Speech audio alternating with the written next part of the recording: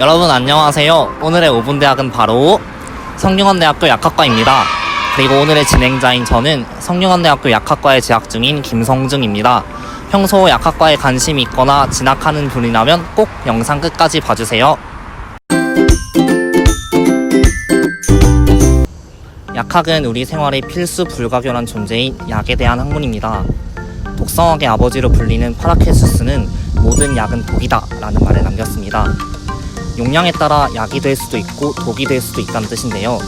이처럼 약은 어떻게 쓰냐에 따라 사람에게 천차만별의 영향을 미칠 수 있기 때문에 엄격하게 다뤄져야만 합니다.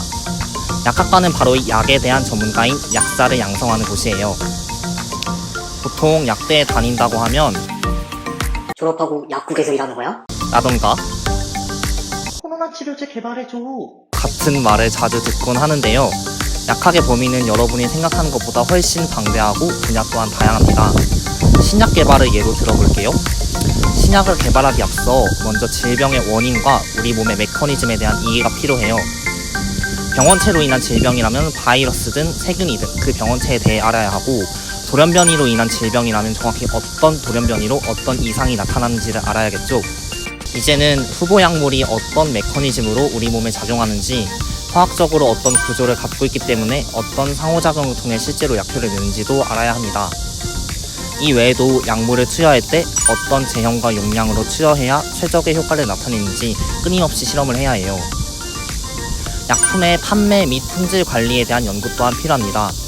뿐만 아니라 법적으로 의약품을 어떻게 규제하고 인허가하는지에 대한 지식도 갖춰야 합니다.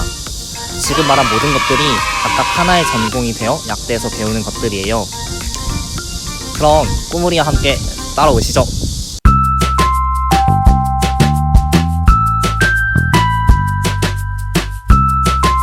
지금 시점에서 약대에 진학하기 위해서는 전적대학에서 2년 이상을 수료한 다음 약대 3학년으로 편입을 해야 돼요. 이렇게 저도 성균관대학교 생명과학과에서 2년을 먼저 다녔답니다. 그래서 다른 대학과는 다르게 신입생이지만 1학년이 아닌 3학년으로 시작을 하게 돼요. 약대 커리큘럼은 학교마다 배우는 순서나 과목 이름에서 약간의 차이가 있지만 6학년 때 치르는 국가고시 과목에 초점이 맞춰져 있다는 공통점이 있습니다. 3학년 때는 앞으로 배우게 될 약학 과목의 기초가 되는 전공 필수 과목을 먼저 배웁니다. 분자생물학, 미생물학, 생화학, 유기화학, 분석화학 등 자연계열 학과에서 배우는 전공을 두루 다루지만 차이가 있다면 포커스가 약에 맞춰져 있어요. 예를 들면 약품 미생물학 과목에서는 미생물에 대한 기본적인 내용은 물론 그로 인한 질병과 항미생물제, 그리고 미생물을 응용한 생물의약품 등 보다 약하게 활용할 수 있는 것들을 배운다고 보면 됩니다. 이 외에도 해부생리학, 병태생리학과 같이 의대, 간호대와 겹치는 과목도 있고 생약학과 같이 약대만의 과목도 배워요. 저는 지금 3학년이기 때문에 지난 학기에 들었던 과목 위주로 설명을 덧붙여 보겠습니다. 해부생리학 과목에서는 매주 각 단원의 의학용어를 정리하는 과제가 나옵니다. 근육이나 골격을 직접 그려보는 과제도 나오는데 다들 예술론을 불태우곤 해요. 이 외에도 생약학 시간에는 우리가 평소에 들어보던 결명작, 인삼 같은 식물에서 얻어지는 천연물질과 효능에 대해 배우고 말소스라는 걸 만들어서 달달달달 외우게 돼요. 4학년이 되어서는 본격적으로 약물의 기전과 대사 과정을 배우는 약리학, 유기 반응을 통해 약물의 합성을 배우는 의약품 합성학, 아약이나 가루알처럼 어떤 형태로 약을 만들 것인가에 대한 약제학 등 본격적인 약학 전공 과목을 듣고 랩실을 배정받아 실험 실습을 시작하게 됩니다. 5학년이 되면 약대의 꽃이라고 할 수 있는 약물 치료학을 배우게 됩니다. 임상과 직결되는 과목으로 환자의 상태를 보고 어떤 약을 어떤 용량과 용법으로 어떻게 처방해야 하는지를 실습에 앞서 이론으로 배운다고 해요. 6학년이 되면 1학기부터는 병원, 약국, 제약회사 등으로 실습을 나가고 2학기부터는 다음해 1월에 있을 국가고시를 준비하게 됩니다. 약대는 저희 학교 기준으로 전공만 154학점을 듣기 때문에 소개한 과목 밖에도 정말 다양한 과목을 많이 배워요. 국가시험을 통해 면허를 취득하고 졸업하면 약사가 되는데요. 약사는 말 그대로 약에 대한 전문가이기 때문에 약을 다루는 모든 분야에 진출할 수 있습니다. 첫 번째는 약국 약사입니다. 약사의 중요한 업무 중 하나인 조제와 우약 지도를 통해 가장 환자 가까이에서 보건의료 서비스를 제공하고 동시에 지역으로 의약품이 올바르게 유통되는 것을 관리하는 역할을 해요. 두 번째는 병원 약사입니다. 환자의 증상에 따라 가장 적합한 양의 용량, 용법 등을 결정하고 약을 조제하는 일을 해요. 환자마다 건강 상태와 신체 기능이 천차만별이고 약의 상호작용과 알레르기 반응 등 고려해야 하는 부분이 많기 때문에 약사의 전문 지식이 정말 중요합니다.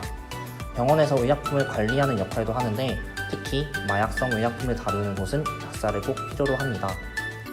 세 번째는 제약회사입니다. 연구, 개발 및 허가, 판매, 마케팅 등 다양한 분야에서 활동할 수 있는데요. 특히 연구원이 되려면 대학원 진학이 필수입니다. 저희 학교는 특히 연구 중심 약대이기 때문에 대학원 진학률이 높은 편이에요. 요즘은 인공지능과 빅데이터가 발달하면서 맞춤 의학, 맞춤 약학이 떠오르고 있는데 해당 분야 대학원도 유망하다고 해요. 네 번째는 공공기관입니다. 보건복지부, 식약처, 건강보험심사평가원 등의 공공기관에서도 약사를 채용합니다. 저는 개인적으로 졸업하고 건강보험심사평가원에서 일을 하고 싶은데요. 환자가 쓰는 약이 건강보험 급여를 받으려면 다양한 심사를 통해 심평원의 승인을 받아야 돼요. 여기에도 약학 지식이 꼭 필요하답니다. 이 외에도 진로는 정말 다양한데요. 약이 필요한 곳은 세상에 정말 많기 때문에 입학 이후에도 본인이 어떤 분야에 관심이 있고 어떤 길을 잘 살릴 것인지 고민하는 만큼 길이 넓어지는 곳이 약대라고 생각합니다.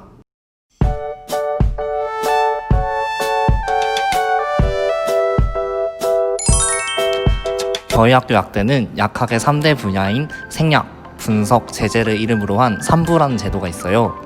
저는 생약부인데 코로나 때문에 활동을 못했지만 원래는 직접 생약주를 담그는 활동과 울릉도로 MT를 간다고 해요. 제재부 같은 경우는 여름방학마다 농촌 지역으로 약활이라는 의약품 지원 봉사활동을 가고 분석부는 공부의 신이라는 이름의 멘토링 활동을 한다고 해요. 학업적인 면에서도 특별한 게 하나 있는데요. 바로 카데바 실습입니다. 카데바는 의학 교육 목적으로 사용되는 해부용 시체를 말해요. 보통 약대에서는 잘 하지 않는 실습인데 저희 학교는 해부생리학 시간에 카데바 실습을 진행합니다. 실제 인체 장기를 직접 관찰할 수 있는 특별한 시간인데 아쉽게도 올해는 코로나 사태로 인해 오프라인으로 실습을 진행할 수 없었던 게 아쉽네요. 약대가 2022학년도부터 수능으로 신입생을 선발하는 통합 6년제로 바뀌었어요. 입시에도 당연히 변수가 많으리라고 생각을 해요. 지금 고등학생으로서 나는 약대를 가고 싶다라는 생각이 있다면 무엇보다 일단 성적을 잘 챙겨야 할 것이고요. 약학과 관련된 다양한 비교과 활동을 꾸준히 해나간다면 정말 좋을 것 같아요. 가능하다면 약대는 정말 진로가 다양하기 때문에 내가 졸업 후에 어떤 진로를 갖고 싶은지 구체적인 목표를 세워보고 거기에 맞는 활동을 꾸려나가면 훨씬 임팩트가 있을 거라고 생각합니다.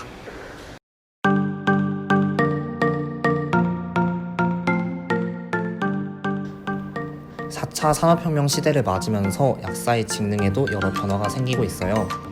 하지만 기계가 아닌 사람만이 할 수 있는 일이 분명히 있기 때문에 나아가는 방향은 달라지더라도 약사라는 직업은 여전히 중요한 역할을 할 수 있다고 생각해요. 약대에 오고 싶은 여러분도 나는 어떤 약사가 되고 싶은지 한 번쯤 진지하게 고민해 본다면 더 좋지 않을까 생각해 봅니다. 약대에서 만나요, 여러분. 지금까지 성균관대학교 약학과에 대한 소개를 마쳤습니다. 영상 재미있게 잘 보셨나요? 우리 꾸물꾸물은 여러분의 건강한 진로 선택을 위해 또 진로 고민을 해소하기 위해 노력하고 있답니다.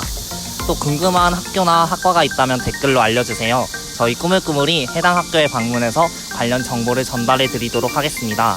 지금까지 꾸물꾸물의 성중이었습니다. 감사합니다. 안녕.